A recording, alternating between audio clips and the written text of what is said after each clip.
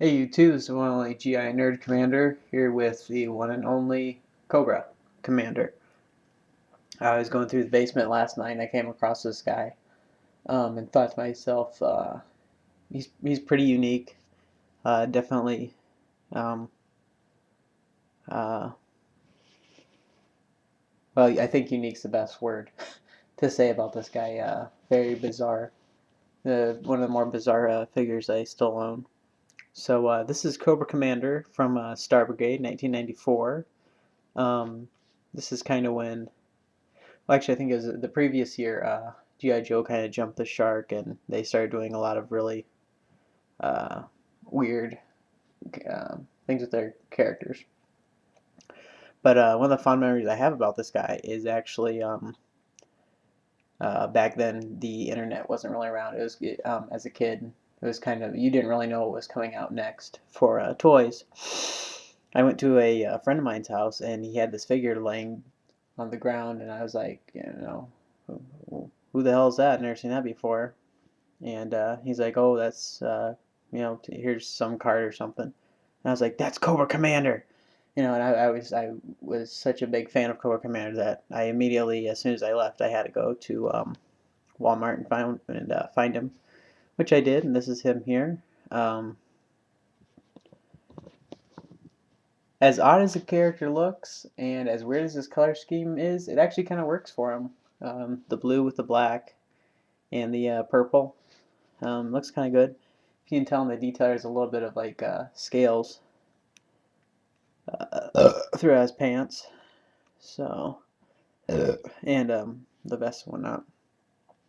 The No, one of the main reasons why I had to have this figure as a kid was this, and this to me was blasphemy. This is, I think there are only two Cobra Commanders ever made in the vintage area where you could actually remove his mask and see the face underneath of it. The only thing that would have made this even sillier would be if they actually went the 87 movie version, which, ugh, if you don't like Rise of Cobra, can you really say that that movie was better?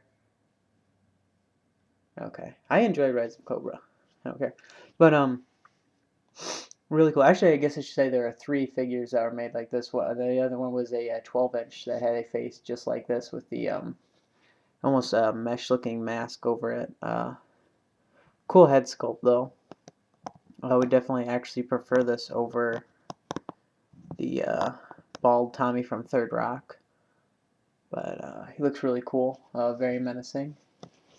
So that's what made him actually even though he didn't really fit in with the rest of my Joes, he was still a main character for me. The only bad thing for him was that was probably the last year I was really into GI Joes.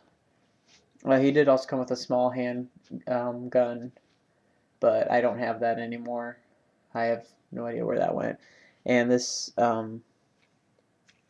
really weird thing here, which I think it's called the Cobra Crawler. I think that's what it's called. I could be wrong. Which you would detach, and then you could take your figure. We're moving from the base here. Still in really good shape. Real stiff movement on him, so that's awesome. And then he just slides in like this. And if that's not going to be hurting his junk, I don't know what would be as he crawls up your wall. Let's try to take a quick test run of it. No, that's not working at all. Okay, I don't ever remember if it actually did really work or not. But that's what he would be walking around in. So definitely a unique idea, but much like the oversized missile launchers and the Rise of Cobra line, just not really something that you need. So we'll throw that aside. All in all,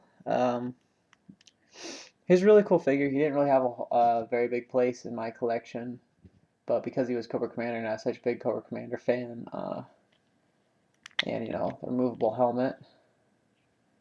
So, with all that said, he was still a pretty cool figure. definitely unique to say the least.